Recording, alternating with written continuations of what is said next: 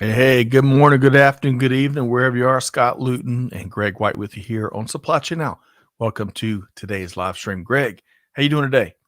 Quite well, thank you, Scott. I am out here in the field of supply chain, you ready to have report. you have been on assignment a good bit here lately, but so it's good to have you back in the saddle down there in beautiful coastal South Carolina, and we've got a jam up show here today. Greg, you ready to go? Yes, I came back for 1.5 days to the lovely Atlanta area for two reasons. Yeah. One, to see my daughter and my granddaughter on her first birthday, which was Saturday, which was fun. Got to see the in-laws and a bunch of my daughter's friends that I hadn't seen for a long time. Watch her smash her face into the cake and all that, and smear it all over her dad, which was hilarious. Got it on video, but that's just internal. We'll watch it later. What a And then had the greatest wings in the history of Earth. Billy's Chef at Old Town. So I had forgotten how much I love these things. So as much as they try hard here in the low country of South Carolina, good wings are not a specialty. Seafood's great. But Old Town, the owner happens to be my next door neighbor. He invented this flavor of wings that is lemon pepper, ranch dressing, and hot sauce all together. man, And it is spectacular. It's the best flavor of wings ever. And they man. only use the number one jumbos, which are the big, meaty ones. Even now. Sold. Sold. So let's do I look forward to joining you next time you're here in the Atlanta area for some wings at Old Town. All right. I'm Um, going to mark that down. write that down. But hey, speaking of big things to savor and enjoy, we've got a jam up Yeah. edition of the Supply Chain Buzz here today, where Greg, as always, we walk through some of the leading stories and developments across really global business. And today, Greg, we've got back by popular demand. We've got Mark Holmes with InterSystems joining us around 12:25 p.m. Yeah. So, Greg, should be a great show, right? Well, it better be, or we're going to be in big trouble with the boss. That's right. That is right. But, folks, we also want to hear from you, right? We want to get your take on some of these things we're talking throughout the hour. Speaking of, let's go ahead and say hello to a few folks. Josh Goody's back with us. Good morning, he says, from a very happy Arsenal fan. 3 degrees Celsius in oddly sunny Seattle. Greg, he's kind of, I know he's an Arsenal fan. You're a hot Tottenham Spurs Hotspur. fan. Spur, yeah. Yeah. So, Yeah, a so little, we can't talk. Josh and I can't talk about soccer, football, right? The North London Derby, one of the, I think, appropriately most violent derbies in the Premier League. So, okay.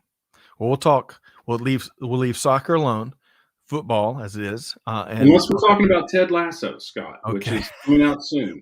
The third Okay. season is coming out soon.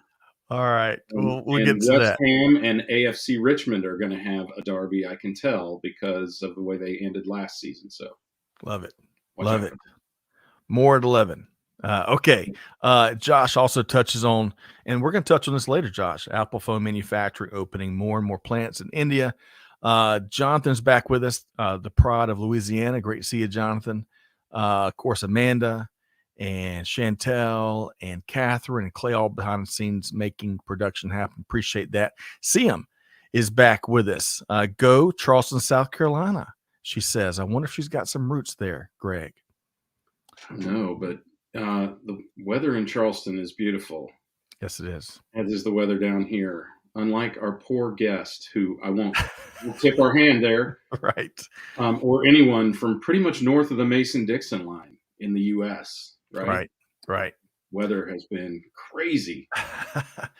Alan, hey, great to see you. Alan, looking forward to our upcoming webinar with you and the panel. I know we're not going to hit everybody, but Terso, is great to hear you, see you as well. Hello again from the land of the eternal spring in Guatemala, Terso says. Greg, that paints a Beautiful pretty country. picture. Yeah. All of those countries along that area in Central America, beautiful. Agreed. More and more humid the farther you go south, but still beautiful. Agreed. All right, Guy, great to have you here via LinkedIn. Let's get the party started. Well, with that said, let's get the party started for sure. But where I want to start with, Greg, a couple resources for folks out there. I want to start with, of course, the Q4 2022 U.S. Bank Freight Payment Index that was released a few weeks back, focusing on shipment and spend volumes.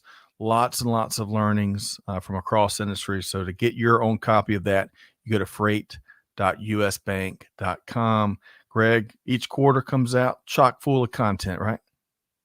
Yeah, and really, I mean, as valuable as the content is itself, maybe we can drop the link to the episode in there where we break it down and do so not only with the folks from US Bank, but also someone who's using it and the practical purpose for which they're using this. And this last episode with Enrique Alvarez from Vector Global Logistics was particularly good, not just because I'm an fan, but just we changed the format a little bit and we started talking more about how folks are using it and what it's seeing and the decisions that it's helping them make in their business, which is the whole purpose of the darn thing, right? That is right. That is right. So folks, check that out. We got a link to the chat in the comments. It's free to download and let us know what you think. And Amanda dropped the episode that Greg was just alluding to. So thank you very much for that. Speaking of, Catherine says, not to brag, but it's been beautiful in the Blue Ridge Mountains the past few days. I bet it has. I meant to ask her that before we went on the air. So I'm still making evaluations for where to spend the heat of summer. Okay. It's either here or Atlanta, which is pretty much South Carolina without an ocean next to it. Right. For relief. Or maybe in the mountains somewhere, which would be kind of fun. I've not ever done that sort of thing. It's funny when everyone else was working remote. Yes. Remote was still working for us. Yes. Right? We didn't get to go to the mountains because we had to have like gig speed internet to be able to do this. Right. So true. Now, occasionally we can get out a bit. Agreed. And it is fantastic. Hey, speaking of fantastic, gotten a lot of feedback around With That Said, which is our almost weekly LinkedIn newsletter. This past weekend, of course, it's National Women's History Month. So this past weekend, as we're going to, we celebrate that really year round, but I like the targeted element that March offers. But we put together a truckload full of resources related to National Women's History Month in our latest edition of With That Said, which, Greg, we're approaching 21,000 subscribers. How about that, Greg? That's very impressive. That thing hasn't been out that long, but I did hear you say somewhat weekly. Are you saying that you may have missed a week? Key West may have had something to do with that. I'm not sure. We're still. Yeah, you know what? Yeah, Key West is both an inspiration for writing and an excuse for not writing. I mean, one of the greatest writers of all time, Ernest Hemingway, wasted a lot of days in Key West not writing. Greg, you don't miss. Greg, you don't miss a thing, as always. But folks, check out With That Said. And let us know what you think there as we continue to celebrate National Women's History Month throughout. And speaking of incredible women throughout history, hey, Mom, Leah Luton tuned in from Aiken, South Carolina. Thank you for that. Hey, Scott and Greg, those two cuties right there. Just to be clear, she is referring to her granddaughters. Right, Gracie and Brantley right here. So she's not biased at all. Thanks, Mom. And then lastly, we've got a big event coming up March 21st, right? We're going to be focused on 5 tips for creating effective digital content. Everybody, folks, is in the content creation business these days, right? So join me and Greg and our friends Ursula Ringham with SAP and Brandy Boatner with IBM as we dive into what will be a very intriguing conversation on March 21st at 12 noon Eastern time. Okay, Gregory. A lot to get to today. We got a great guest in Mark Holmes, back by demand. You and I both have enjoyed his appearances with us throughout, you name it, podcasts, live streams, even webinars here at Supply Chain Now. So get ready for that. Hey, John, thanks for clarifying who the cuties are. Hey, we try to communicate with clarity. I think he's saying he knew. Oh, did he? Yeah. I don't know. I mean, I think we're pretty cute, Scott. Oh, okay. I'll let that one go. Yeah. All right. So, for starters, though, I want to dive into Greg. I want to walk through a couple different headlines, developments that are out there, and then we're going to hit one of your popular supply chain summaries, all before we welcome in Mark Holmes here in about 15 minutes. So, you ready to get started? Yes. Okay, let's do it. With So, only a slight delay, as you saw there. so I want to get start with this. So, stop me, Greg, if you've heard this before. Stop. Companies, right? Everybody has. Companies continue to look for ways to move production out of China for a variety of reasons, of course, to include economic and political reasons, geopolitical reasons, perhaps. I want to share a couple items from this great read from The Economist. Y'all got to check this out. So, Chinese labor, which was one of the magnets there for decades now, big reason companies invested into the country for decades. Well, from 2013 to 2022, Greg, Chinese manufacturing wages have more than doubled. That alone has caused companies to reduce their footprint. For example, Samsung, everybody's heard of that. Samsung reduced its Chinese workforce by more than 2/3 since 2013. Now, where are they headed? And we've talked about this a lot, Greg, in over the last 3-4 years, whatever. Mm-hmm. More and more, you might hear this term alt Asia. I'm not a big fan of it. That's just the latest. There's been all kinds of terms over the last couple of years, but alt Asia, which really refers to this crescent of more than a dozen countries that collectively offer a working age population of 1.4 billion, which is more than China's current 950 million in terms of folks eligible to work. Many of the countries in this alt Asia crescent have signed on to the Regional Comprehensive Economic Partnership, RCEP, making trade more frictionless, and a couple things to look for, right? And Josh mentioned this on the front end. This is an example of things to come. India produced in 2022, they produced about one of every 20 iPhones. Now, by 2025, the country should be producing as much as one in every 4. Man, how about that? So, Greg, quick commentary here. We can expect more and more of this. We've been talking about it for years. Your quick comments here, Greg. Doesn't matter. Did you want me to go beyond that? Sure. It doesn't matter unless India becomes a place where we can do more production, because the accumulation of literally every country in Southeastern Asia, aside from China and Africa, is not enough to overcome the amount of workforce that is available in China. And so that everybody knows, doubling of the pay rate basically means it went from $8,500 a year for a Chinese worker to about $17,000 a year, which means that only those countries in sort of the third world are even a candidate to replace this labor or automation. So we are stuck with China for a good long while, because it's a long way to having the infrastructure in India to be able to do that, and that's the only plausible nation on the face of the entire planet to even take up a significant fraction of the labor, or to produce a significant fraction of the labor that China does. And their problem with slavery is exponentially greater than the problem with slavery in China. So excellent comments. A lot there. of things to overcome there. That's right. And most folks don't know that China was the globe's biggest automation market in 2022. And good point. Right?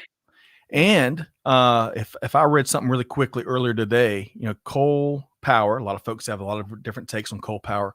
Well, the Chinese government was approving new coal power plants, as many as 2 per week last year. So those are some constraints that other markets won't have when it comes to energy and easier, cheaper energy. So, Greg, excellent commentary. I appreciate that. For the sake of time, I'm going to move into the second, talking of energy, right? I want to move to the second article really quick. Now, this comes to us from our friends at the Wall Street Journal. So we're going to shift from Asia to Europe. Not long after Russian forces invaded Ukraine over a year ago now. So tough to believe that.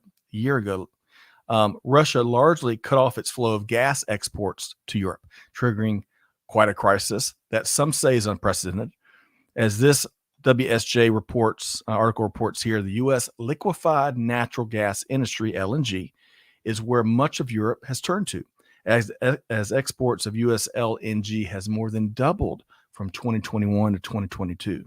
But as with much of our world, Greg, as I would argue, the supply chain behind the LNG industry is more than intriguing, more than fascinating. Check out this line from this Wall Street Journal article.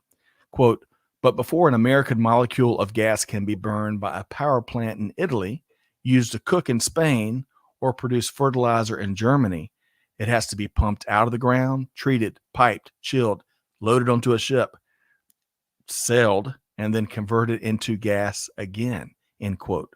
The U.S. gas industry's liquefaction, say that 3 times fast, liquefaction capacity stands at about 13 billion cubic feet of gas a day. New facilities being built should raise that to some 23 billion cubic feet, just almost doubling of gas a day by 2030.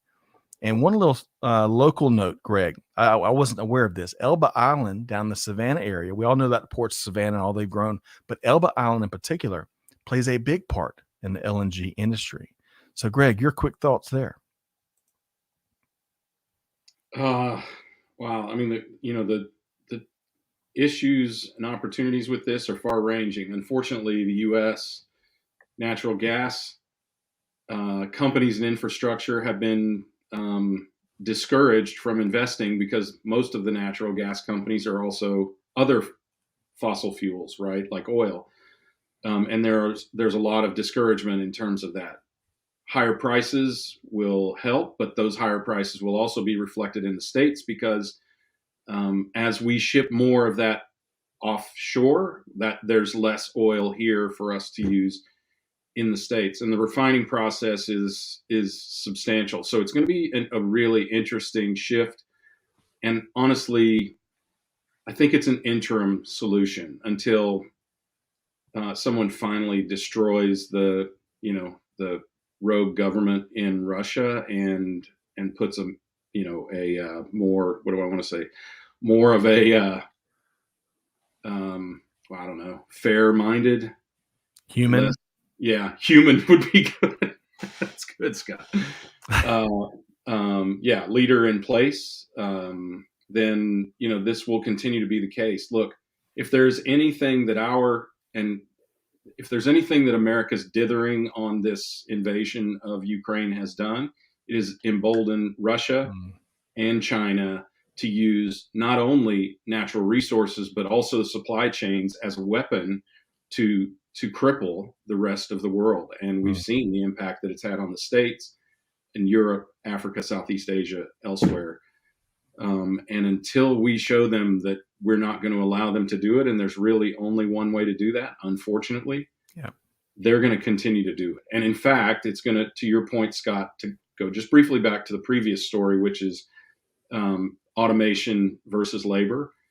Remember that China controls 95% of materials and core products that are required for automation and many technologies like laptops and phones and that sort of thing. So the world runs through China right now, and China is using Russia as a proxy to see how the rest of the world, and particularly the U.S., will respond to their inevitable and soon occurring invasion and reclaiming of Taiwan. So we have to do something. Our dithering on this is a big problem today, and will be a bigger problem in 5 and 25 years from now. Yep.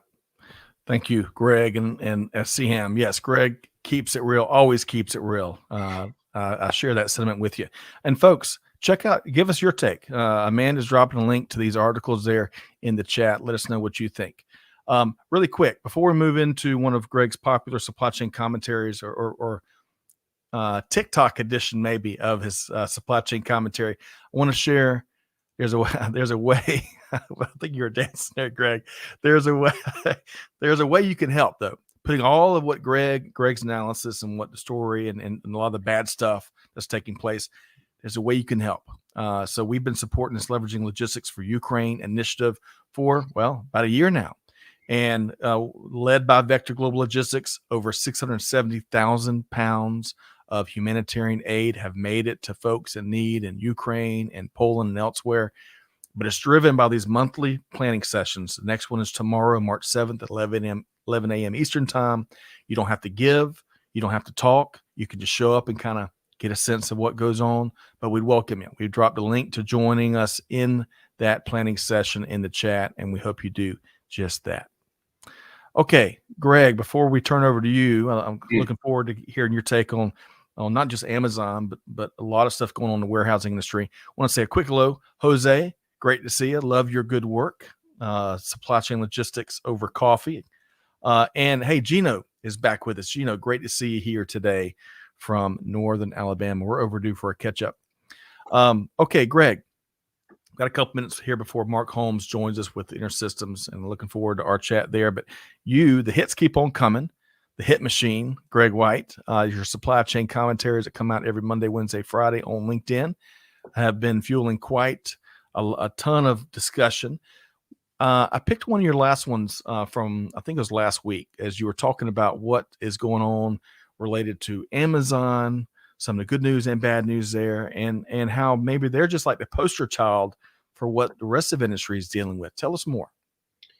Yeah, well, what happened is they closed and have delayed a number of facilities, hundreds of them, frankly, and it's an indicator of where I think warehouse real estate is going. Right, we got really excited when everybody got online and started buying more and more online and started throwing up facilities everywhere and converting facilities and that sort of thing. Of course, Amazon has always had a very aggressive process of adding infrastructure to their supply chain since they were failed by the usual suspects in 2014 and again in 2017.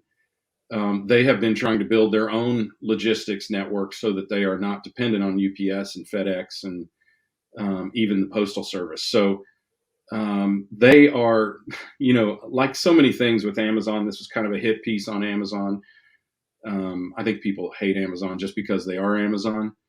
But in truth, it is indicative of where the space is going. And it kind of dovetails into an article I did the week before that, where we were talking about Missouri and the Kansas City area in particular, where the slowdown is precipitous in that area. And Kansas City was building, for instance, was growing facilities even before COVID because it's in the dead center of the country. And a great place to make sure you have 1 or 2 day delivery to a lot of places around the flyover states. So, a lot of this is to be expected, but I'll tell you, it is a tale of caution for real estate developers and other companies out there that are continuing to build. Like anything, we've seen it. So many of us have seen it before with housing. We've even seen it with commercial real estate. Commercial real estate kind of reached a peak office space right before COVID and has yet to even remotely approach coming back from where it was. Right. So, I'm a forewarned is forearmed guy, Scott, and I just wanted to kind of get that message out there. But at the same time, I think it's important to think about the fact that even though Amazon has delayed a ton of facilities, they still are building some in areas where they already had plans to do so to fulfill the need they already knew was coming even pre-COVID.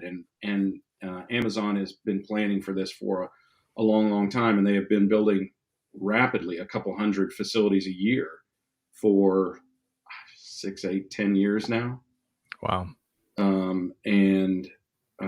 So that's it. It's not that it's going backwards, but it is such that the growth is condensing, and there are some areas, I would argue that Kansas City is one, but there are some areas and some where we're overbuilt and where excessive enthusiasm. I never get that right. That's the old Paul Volcker saying, but or was it Bernanke? Anyway,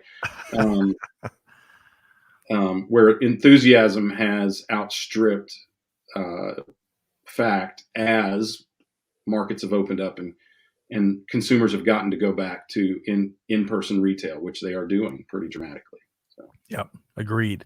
Well, folks, that's the Reader's Digest version. Y'all got to check out Greg's supply chain commentary in its full version and comment. We got the link that'll take you back to where he publishes those on LinkedIn.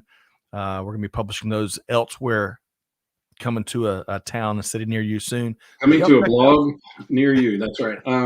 Yeah. And today, actually, we started talking about inflation. So the post from today was about inflation. So if you get a chance, take a look at that too.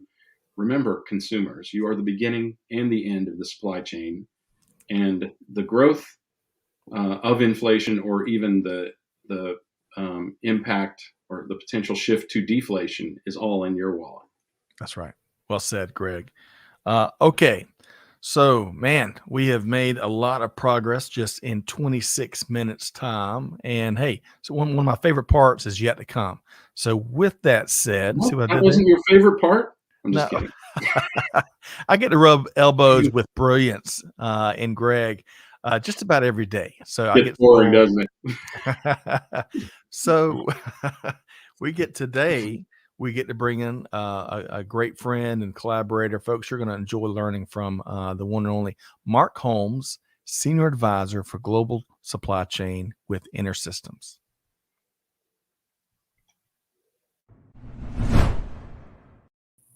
Hey, Mark, how you doing? Very good, gentlemen. How you doing? We are doing wonderful, wonderful. Greg's raring to go, if you can't tell already. We've had a very productive half hour thus far, and now we get to add you into the mix. So, Mark, we're really tickled here, aren't we, Greg? Tickled, yes. Yes. And don't you feel like you're talking to your grandfather, Mark?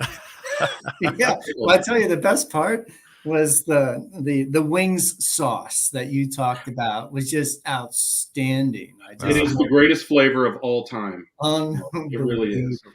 Yeah. Well, it's funny, Greg and Mark, you picked up on that, because we're going to start with we like to start with a little fun warm-up question with our guests here, and it's going to be related to food. So Mark and Greg, as if right on cue, today's a special holiday here. We're going to have a parade here with the Supply Chain Now family. Because on March 6th, this day back in 1912, National Biscuit Company, which was later known as Nabisco, well, they introduced the Oreo. So, Mark, I want to start with you, and I'm going to ask Greg the same.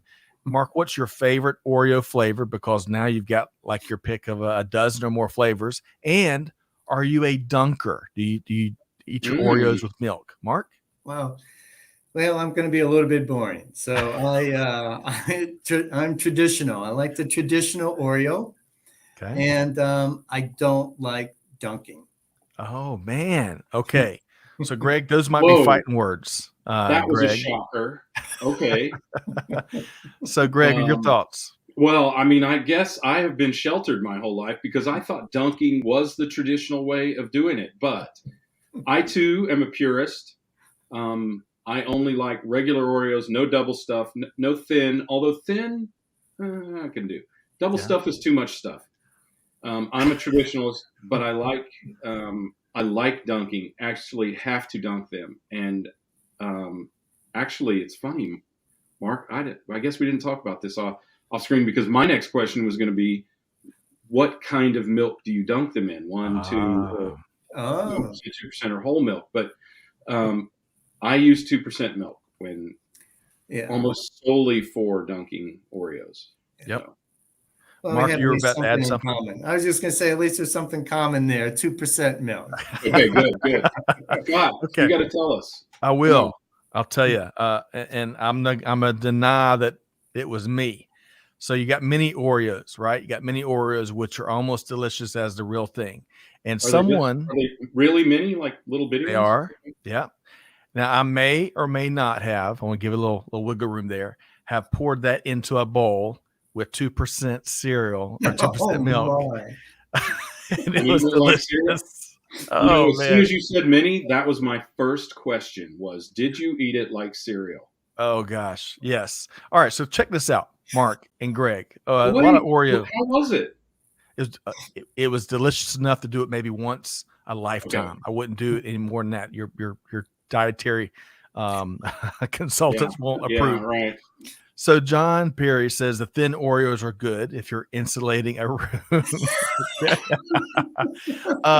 Leah Luton says, shout out to the gluten-free Oreos. They're fantastic, whether you're Dunkin' or not. Amanda says Oreos are one of the only things she craved when she was pregnant, along with watermelon. I ate more Oreos than I like to admit with a tall glass of milk nearly every night. How about that? Josh says double stuff is thick enough to be able to use a fork to dunk the Oreos in milk. And Alan was like our pre-show conversation. Alan was like the way Alan thinks. Other flavors. Yes, keep your head in the sand, Alan. There is no point. Although I did right before we came on air, and I don't know how you guys. I'd love to get you guys' opinions, everyone's opinion on this. I heard there are mint flavored Oreos, which makes me think of the mint Girl Scout cookie, mint chocolate, thin mint. And makes me think that might be worth a try. I don't know. Well, I'll tell you what, we'll send Mark, you'll be on assignment after today, and you'll have to report back on whether it's the mint Oreos or any other flavor, and we'll get your analysis. How's that sound, Mark? Love it. Okay. All right. Well, hey, we know there's lots of Oreo lovers in our audience, and thanks for sharing some of y'all's favorites there. Greg and Mark, we got a lot of work to get to, and I want to start with this first article here, Mark, because it's all about shortages, right? Shortages. There was this popular article from our friends at Supply Chain Dive. They went through a variety of different sectors that will be continuing to experience shortages in 2023, and I want you to tell us your favorite part, or maybe your most telling part of this article here. Tell us what you read into not only the article, but what you're seeing as you've got your finger on the pulse of business leaders across industry. Yeah, thank you. Yeah, it talked about 4 goods facing a tight supply, and if you go into it, it talks about food is one category. Lithium and electric vehicle components was the second. Pharmaceuticals was the third. And then semiconductors was the fourth. But I just want to hone in a little bit on the food and on pharmaceuticals to kind of get to a point overall. Yep. And I think, look, it's interesting because we did something similar about a year ago, all 3 of us.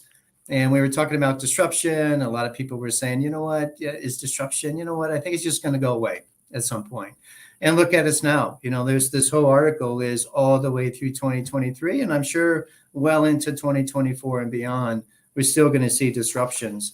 And when you go through the article, it talks about, continued geopolitical, environmental turmoil, localized demand surges that's going to cause localized stockouts. It goes on. It gives names of companies. In fact, one happened to me about 2 weeks ago. It was Chick-fil-A. Chick-fil-A, I'm going to read quote in here. Chick-fil-A, for instance, told customers that some items may be unavailable or prepared differently.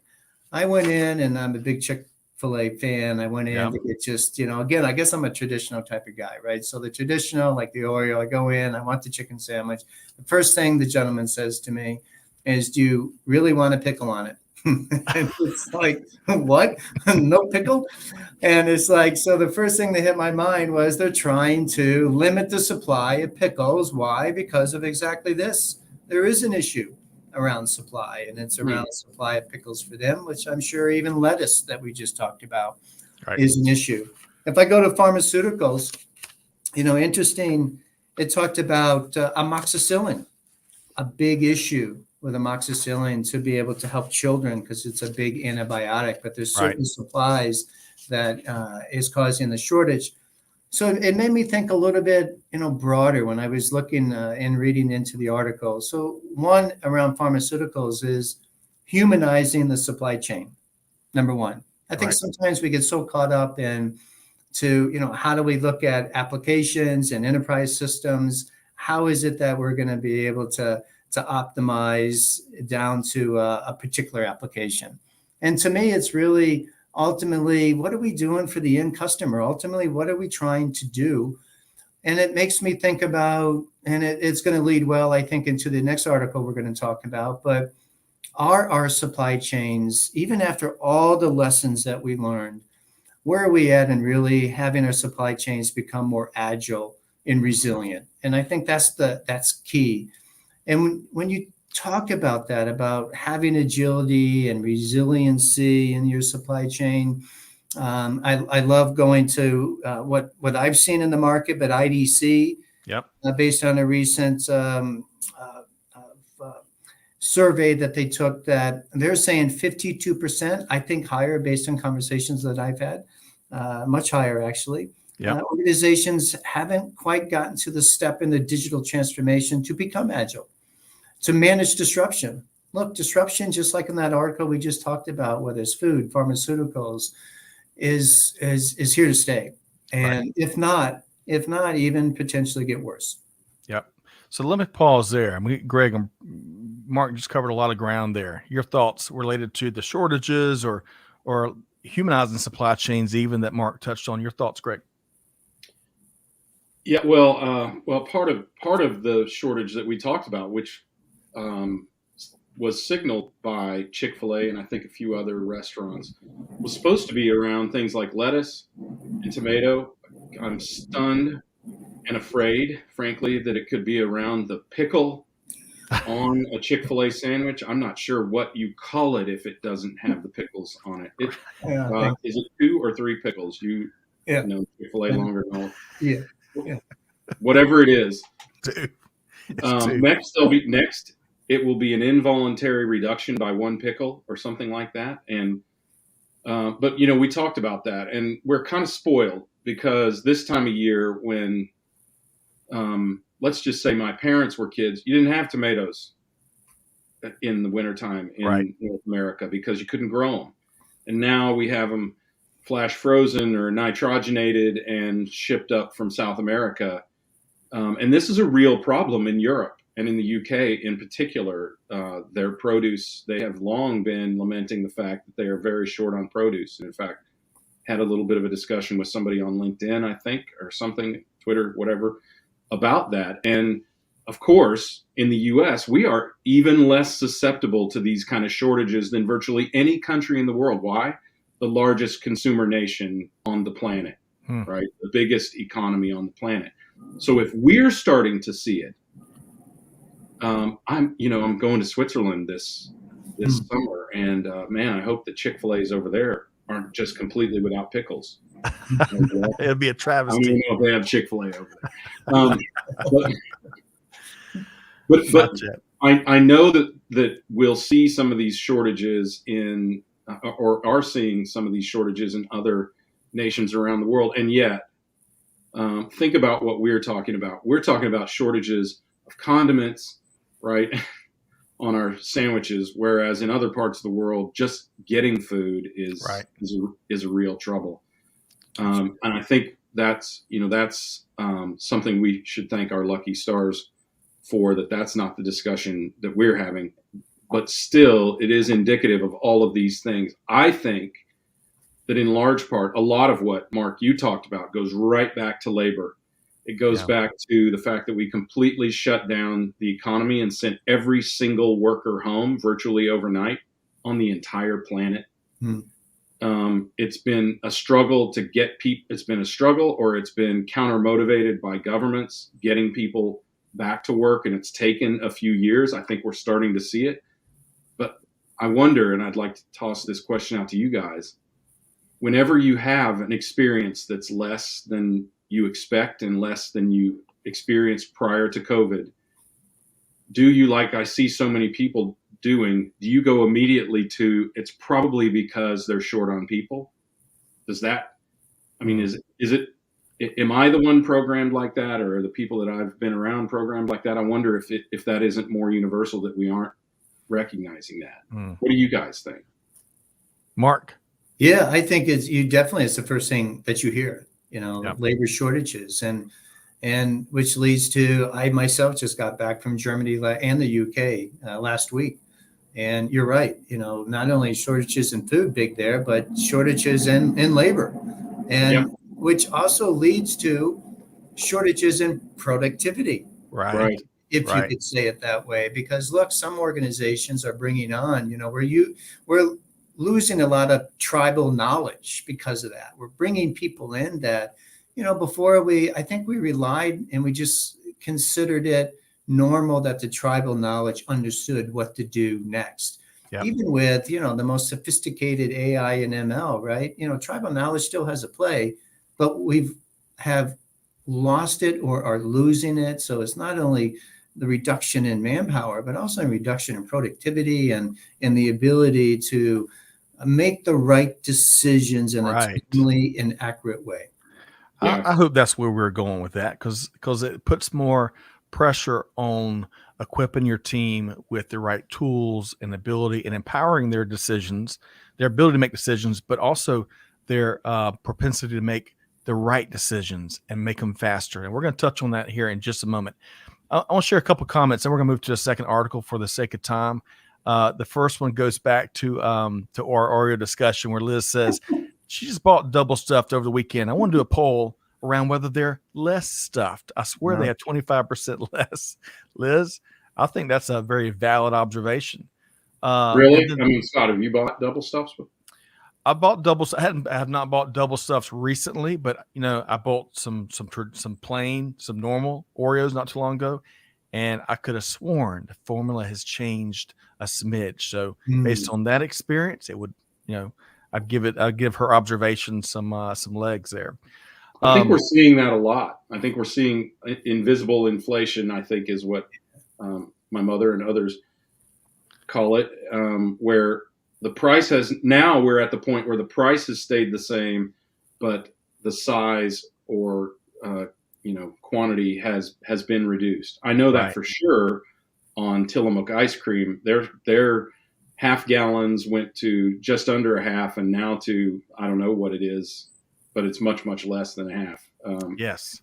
And there are other examples of that. My wife said that the fish sandwich at Ted's, that's where we went for dinner Friday, Scott, has gotten smaller. And a lot of times the people in the store don't notice, but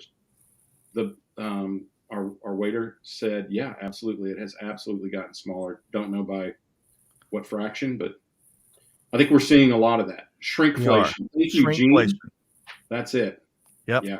I'm with you. Well, one of the places I would perhaps, a little segue here, Mark and Greg, that we're not seeing as much shrinkage is that's in our inventory levels of cross industry. Now, I want to dive into this article here because it talks to us again from our friends at Supply Chain Dive, where they're talking about a popular athletic retailer, Under Armour, needs to lose a few LBs when it comes to their swelling inventory. And I've got this graphic teed up right here. So, Mark, I can't wait to hear your take here. And, of course, we'll loop in Greg as well. So, Mark, tell us more here. Yes, another interesting what's happening with them, but not just Under Armour. I just, it was the article that just caught my eye when I was reviewing it. But it talked about definitely inventories went down during COVID, but now they're starting to become an issue, increasing. And even though efficiencies, it goes on, the article talks about supply chain efficiencies, which is good, positive, but inventory levels are increasing. And then it talked about further on that it said, well, maybe it's normalizing the way it was in 2017, 2018, 2019. And it made me think so often Target just went through the same thing several months ago, right? Too much inventory. We hear so much around, just in time, but now we're hearing, it's good to have a lot of inventory for just in case. We're hearing that. But does it have to be? That's my question. Does it have to be? And it goes back to exactly what we just talked about on the disruptions, on the food shortages, the same thing with building inventory. To me, it leads to, unfortunately, companies not yet where they need to be in their digital transformation to be agile and resilient. And maybe it's they're just not there. Maybe it's taking longer than they thought to get there. But to me, that's the crux of the issue. It's just not Under Armour. That was just a good example. It's Target. It's so many more. Right. It's an issue. It's because we're not advancing as quick as we need to. Yep. Completely agree. And it could be, they're missing tools, the practices, in some cases, back to Greg's comments a few minutes ago, the talent. But Greg, weigh in here on what we're seeing. Again, we're not picking on Under Armour. It just happened to be the main thrust of the article. Inventory has been swelling across the industry in many ways. Greg? Yeah, it's 100% because of, digital, technological, whatever you want to call it, capabilities. And it's almost 100% to do with the fact that they have not shored up their abilities in terms of forecasting, because foundationally, most companies are forecasting the wrong thing. They're forecasting the items based on history. They're saying, hey, sweatpants sold a lot during COVID, right? So let's expect them to sell a lot this year. What they're not considering is the change in the influence on the consumer, meaning they could get out of the house and they had to start wearing actual pants. So that's going to shift demand on some of those products, right?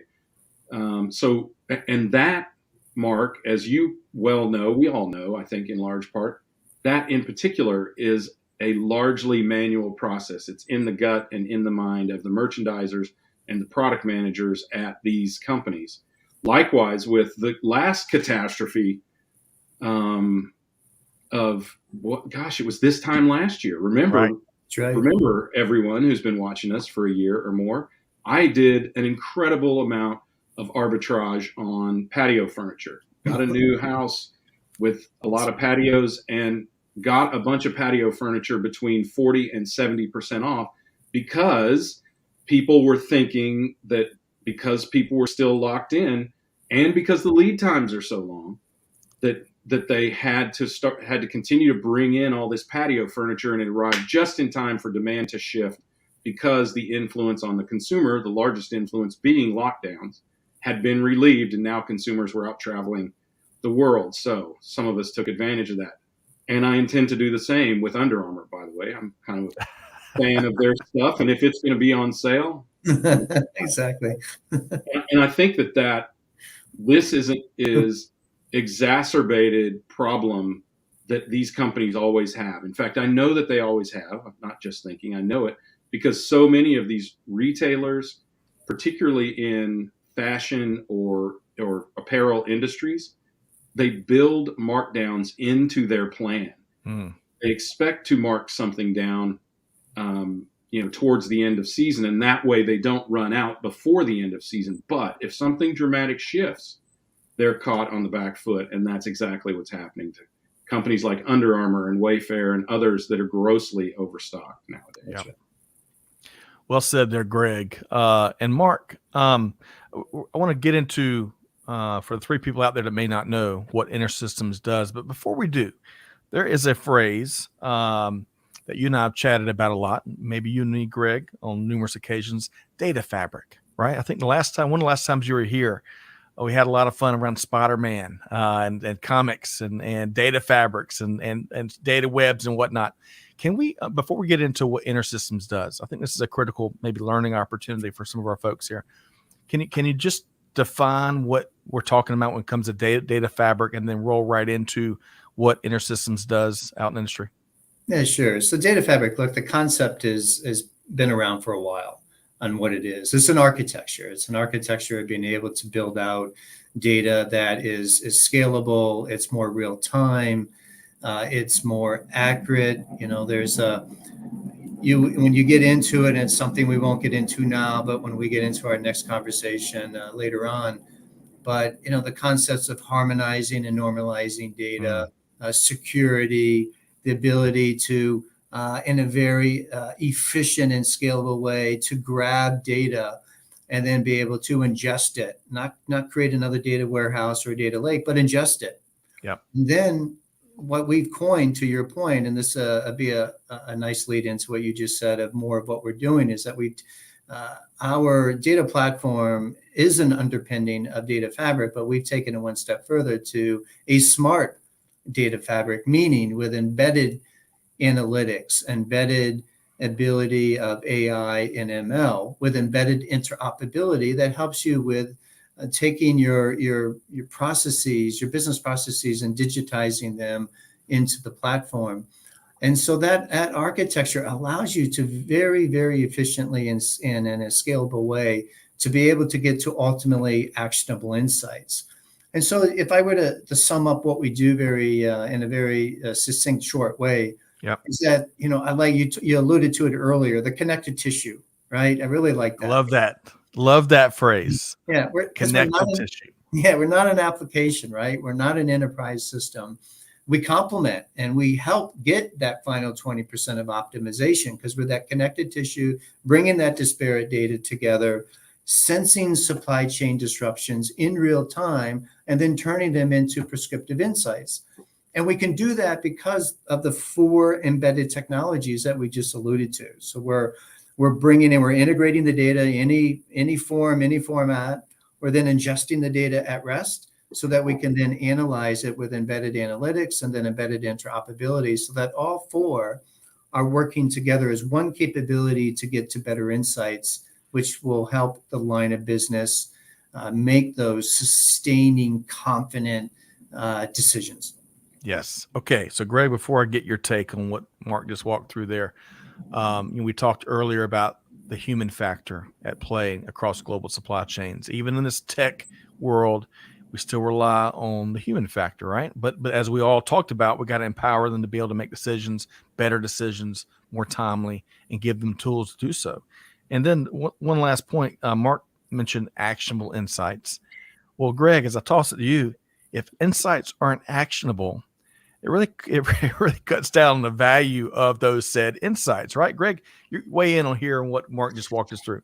Yeah, that's exactly the thought that went through my mind, is what is the point of an insight if it's not actionable, right? I mean, I think sometimes, think about what people complain about the most in their work. It's sitting through meaningless, goalless meetings where someone reads a report that they could very easily read on an email or something like that, and there is no action from it. It's just a notification of, as I used to say when I was in the biz, when I was still a practitioner, this is how you hurt the company yesterday. Thank you very much for that. What am I supposed to do with that? Actionable insights allow you to do things, either to say, hey, here's what went wrong, here's why it went wrong, here's what we can do about it in the future, or better yet, actionable insights are preemptive, right? Before anything goes wrong, or predicting that something could go wrong, or responding to a potential delay and allowing you to make provision for alternative modes of attack before it causes a real problem. So, actionable is all that matters, right? Love that. Mark. Yeah. Just to add to what Greg just said is, to me, oftentimes we talk about accelerating time to value, right? So we're, with so much disruption, we just went through it, right? We just went through, they cross sectors. Think about it: retail, pharmaceutical, the consumer goods. Disruptions are here to stay for sure. And globally, right? And we have a global supply chain. Supply chain is global. But the point is how can we accelerate time to value with better decisions? I think we could sum it up to that. Yes. Okay. We're going to offer a couple resources, make sure folks know how to connect with Mark Holmes. Gosh, me and Greg and Mark, we could talk for the next several hours about this. And I bet with a lot of folks in the comments. I want to share just a couple though.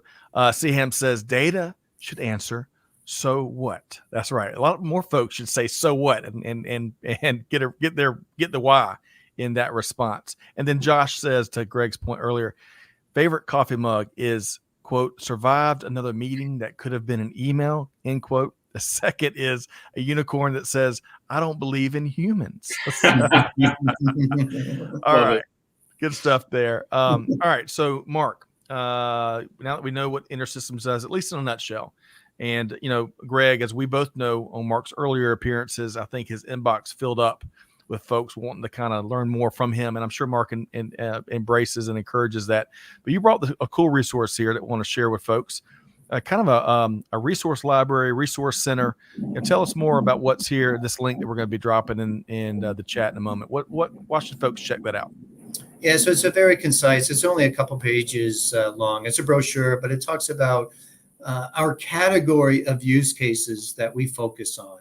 It's not 1 or 2 or 3 or 5 particular use cases. It's a category of use cases like demand sensing and forecasting. like you talked about, Greg, right? Ultimately, we have to have better ways to sense demand, but better forecast, whether it's on the supply side or demand side, but also supply chain orchestration, because when you go to the site, you'll learn more about what we do, but supply chain orchestration, becoming that agile supply chain, it could be something as complicated, if you will, as coming up with an ultimate control tower to help you manage the business.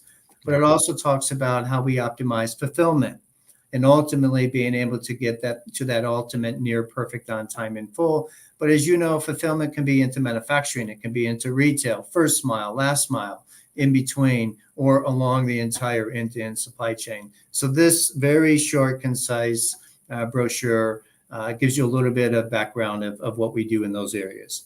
Wonderful. And we dropped a link to that in the chat. Y'all check that out. Mark, if they've got questions, and Greg, I'm going to get your final key takeaway once Mark departs here on this Monday, March 6th edition. Oh, we're going to talk about him behind his back. We are. It's one of my favorite parts. But just kidding. Mark, I know 25 minutes or so isn't nearly enough time to talk about what you and your team are doing out there in industry. We got a link to that resource. How can folks connect with you after your appearance today?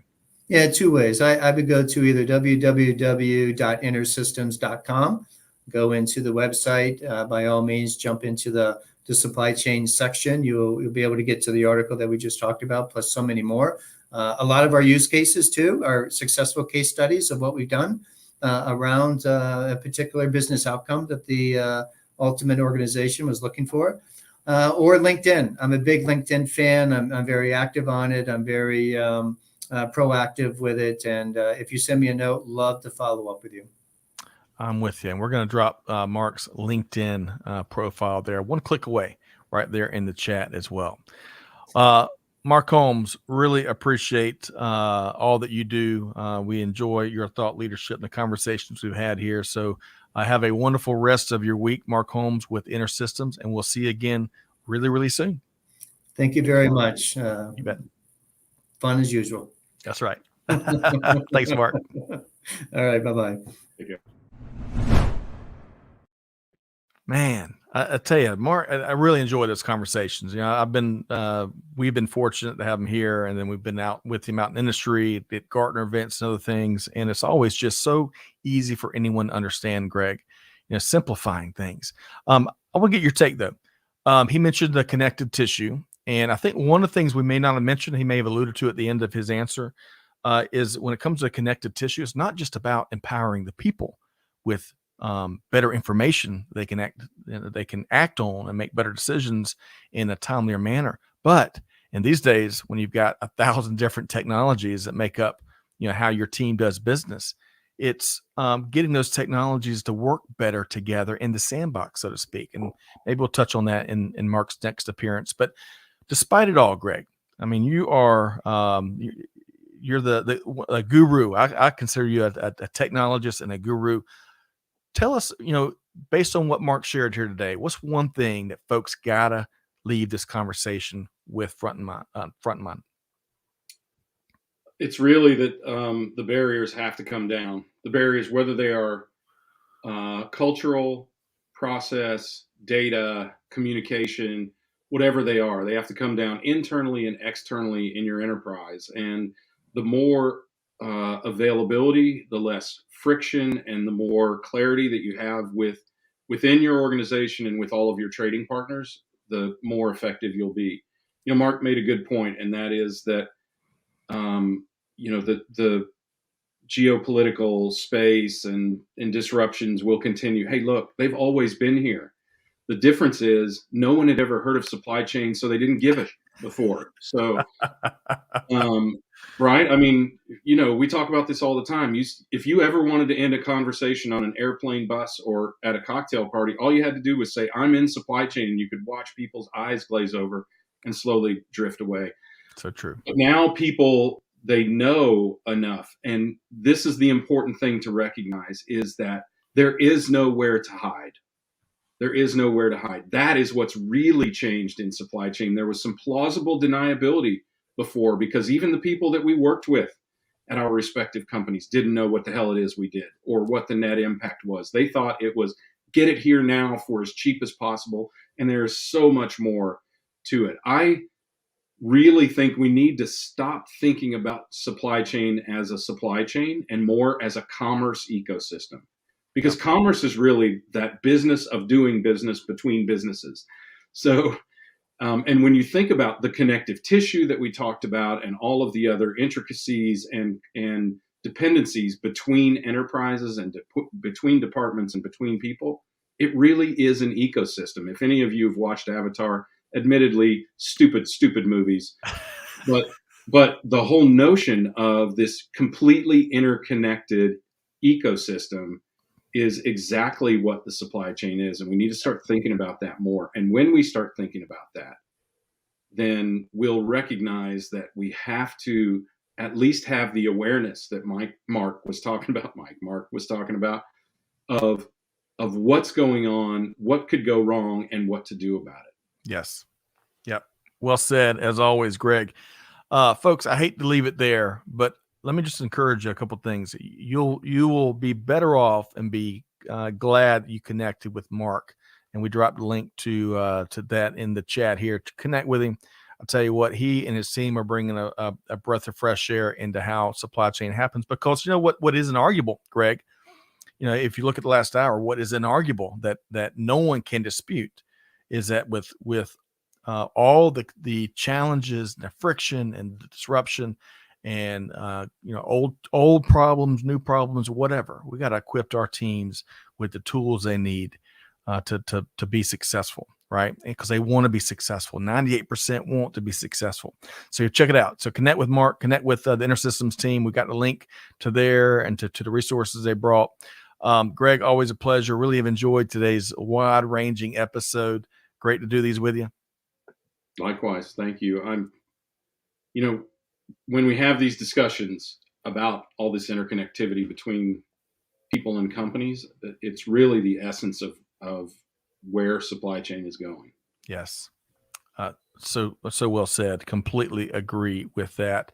But folks, don't get left in the dust. Don't just talk about things you got to do. Don't be just talking about things your people need.